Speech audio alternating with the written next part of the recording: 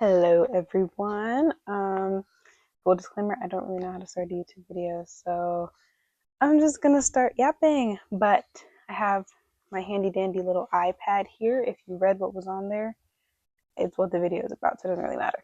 But that's for later. Don't screenshot it, because then you won't watch the video, and that kind of defeats the point.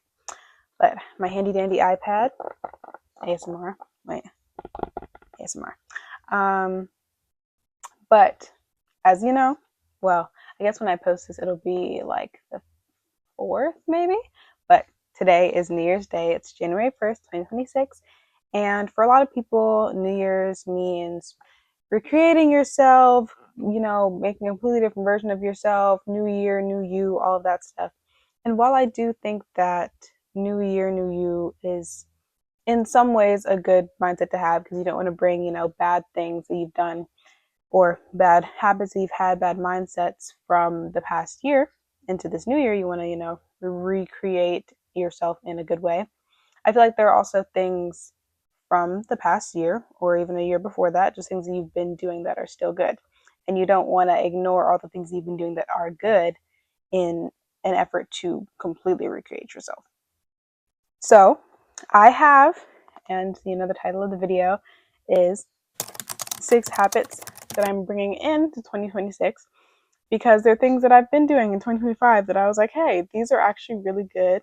They make me feel good. They make me feel productive. They make me feel happy and healthy and all those great things. And I feel like they'd be good to bring into this new year. So that's where we're going to start. Oh, let me do the whole YouTuber thing.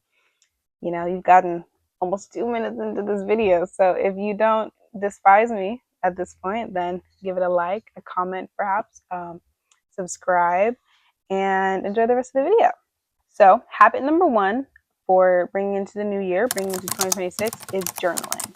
And I think that's kind of a thing that people tell you to do a lot. They're like, oh, you should journal. You should find my journal and write it. And like, it's not for everyone. But for me, it's been really helpful because it gives me a way to, one, not get on social media first thing in the morning because I know, okay, I'm going to wake up.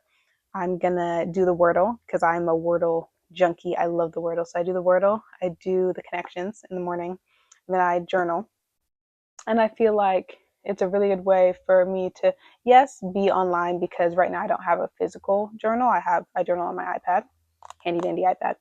I'm still on a screen, but I'm not on social media. I'm not, checking my email. I'm doing something that benefits me in the morning. So it doesn't have to be journaling, but that's the habit that I'm bringing. It could be for you reading a book, or I don't know, if you live with family or live with someone you love, going and talking to them in the morning, being like, hi, how's your sleep? You have any dreams? Just doing something to keep you off of social media and away from, your email and notifications and updates and all those things that you just don't need to get into first thing in the morning. Go open your blinds. Go see some sun. Like, do anything else. Number 2 is Pilates. And this is something that I've started recently, like pretty recently, like within the past month and a half or so. And I haven't actually gone to a Pilates class. I've been doing the YouTube videos, like the at-home Pilates. I have a yoga mat over there in my room. So I've been doing those. And I recently bought the like at-home mini reformer thing off TikTok Shop. Not a plug for TikTok Shop because I really don't like buying things off TikTok Shop. But I bought the mini reformer off TikTok Shop. It's cute little blue. It has some attachments. It came with the little Pilates socks. So it's very nice. I will say it was a solid purchase. It's useful. It's not super, like, doesn't take up a lot of space because it folds. So it's very nice. But I've been using that and that's been lovely. In high school, because I'm a sophomore in college now. So in high school, I was an athlete and then I got injured and then I kind of have been very like up and down with working out since then. And I think this is a good way for me to kind of like soft launch myself back into working out because for like months of this year, I just haven't been doing anything because I'm very all or nothing with that kind of thing. So for you, it doesn't have to be Pilates. It could be, oh, I'm just doing some light yoga in the morning. I tried that for a while too, but I like feeling like strained. Not like strained, but like I like feeling like I'm using my muscles more. And the yoga that I was doing is very stretching based. So stretching is still good, and I do need to get back to doing stretching. But I personally like feeling like I'm doing more of a workout than stretching. But it could be yoga, it could be Pilates, it could be pole, it could be some form of martial art, it could be weightlifting. I do enjoy weightlifting. I just haven't done it in a while. But yeah, I started Pilates. I do want to take a Pilates class. I'm an actual reformer. I want to do the whole aesthetic of it all, matcha and all, because I do genuinely love matcha. Not with the trend. I just love matcha. But um, Pilates is number 2 on my habits list because it's something that I have started in 2025 and I will be continuing in 2026. Habit number 3 is having a consistent night routine. Now, this has been, when I say consistent, I mean like 95% of the time, because there's a little 5% where like I will get late and I'm just like, I'm going to bed now. I'm just getting in the bed. Like, I'm not doing all that. But for the most part, for the past like 2 months, my night routine has been pretty good. Like, I'll change the color of my lights in my room from like, regular neutral to like a red or a purple. I will stop being on social media an hour before I have to go to bed. I'll put my blue light glasses on whenever I'm looking at like, watching a little YouTube video or on Pinterest or something. I'll read a book.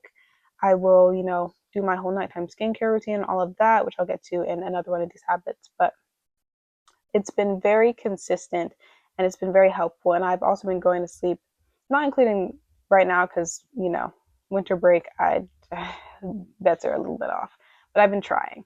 But mostly, for the most part, I've been going to sleep around 11 p.m., maybe 11:30, at the latest like 12. And it's been very, very helpful for my quality of sleep, waking up in the morning and not feeling exhausted, waking up at a reasonable time. So good night routine, and I can make a whole different video about like how to cultivate your night routine, because it doesn't have to be the same for everyone. If you don't like reading before bed, don't read before bed. If you don't like blue light glasses for some reason, then maybe don't wear them. Just be on screens less. There's things that you can do, and I've tried a few different things, so it doesn't have to be the same thing as I do. Same thing as anyone else does, just whatever works for you. But yeah, having a good night routine, definitely a good habit, definitely one I will be continuing into 2026. And I feel like perhaps you should too.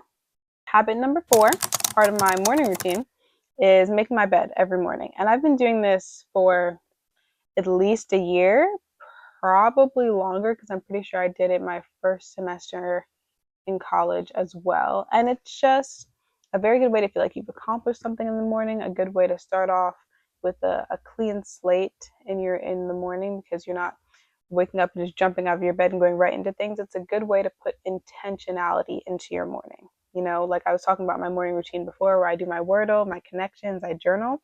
Before I journal, I do the Wordle, I do the connections, still laying in my bed.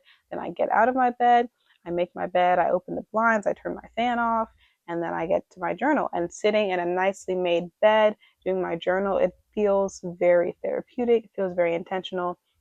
And it's just a good way to start my morning. Like I feel just very like soothed and at peace when I can sit in my nicely made bed, looking at my stuffed animals, sitting at the end of my bed, my pillows all nice and propped up, and I'm like, okay, no matter what else is going on today, I have this. I have this space. I have this peace right now in this moment. I can do my little journal and then get on to the rest of the day. So I'm sure in like every single like billionaire morning routine, 6 a.m. morning routine, this is the most like the best morning routine to have to be successful. They talk about making your bed.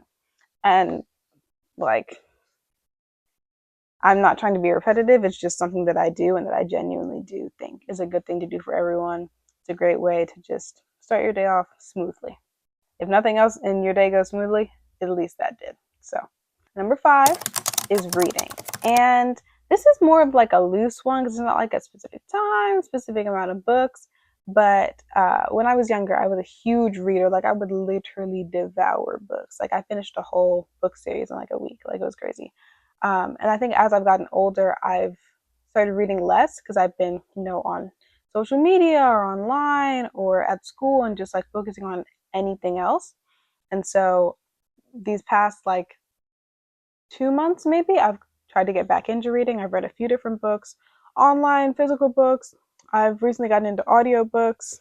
So I feel like, and again, doesn't have to be the same thing as me. It doesn't have to be reading. It can be, painting, drawing, crocheting, knitting, any like little cutesy little hobby that doesn't involve being online.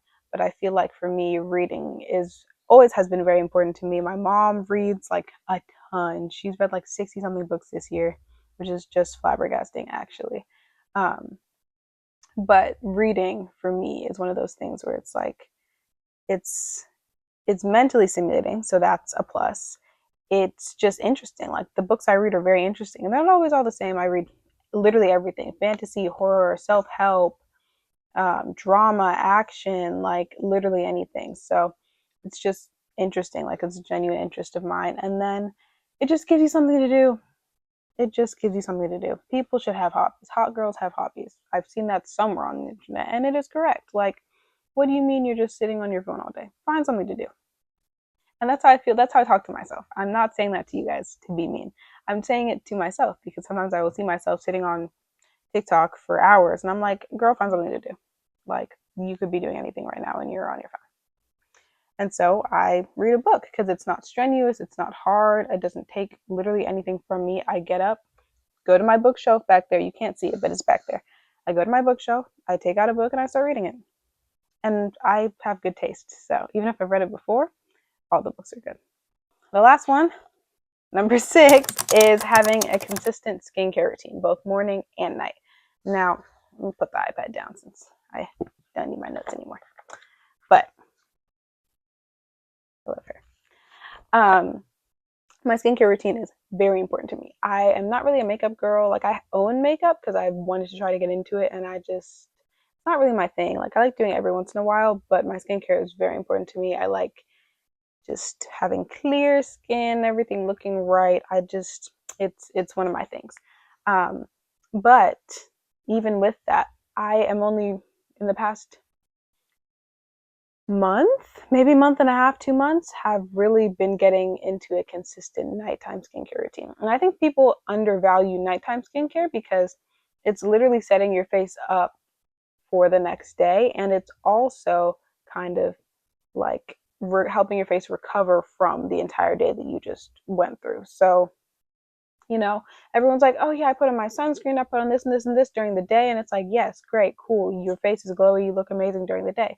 But if at night you just go to bed with that same skincare on, or you just wipe your face off with some makeup remover wipes or some random, you know, cleanser and then get into bed, your face is dry. It's dry, it's stripped, it's screaming and crying for help.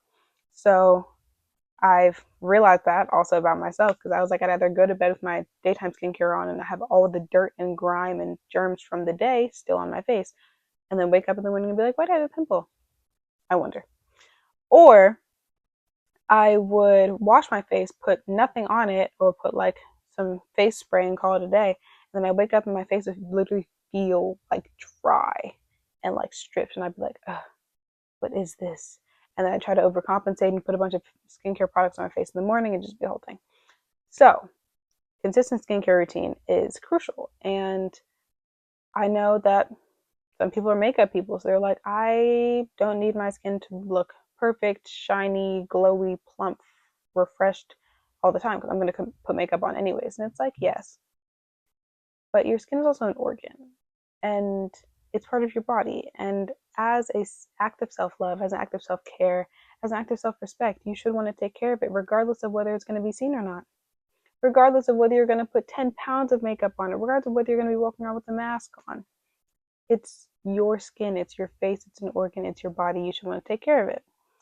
And, the perk is then you'd have nice skin. But all of that is to say, I've had a consistent like daytime skincare routine for literally forever. Like I do change it sometimes, but I always do it. Like it's very, very rare that I will not do my daytime skincare, if ever. But the nighttime one has been, developed more recently.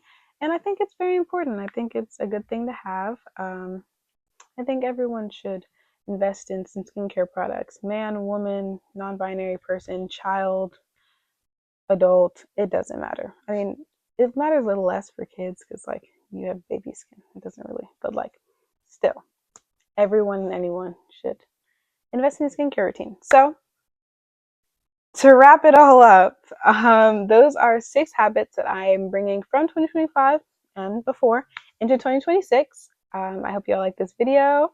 I'm going to try to be more consistent on my YouTube channel since I haven't posted a video since like last April, last May, something like that. So I'm going to try to get back on the YouTube wagon, and you'll be seeing more of me in the future. So I know I already said it, but like, comment, subscribe. If you made it to the end of the video, comment a brown heart.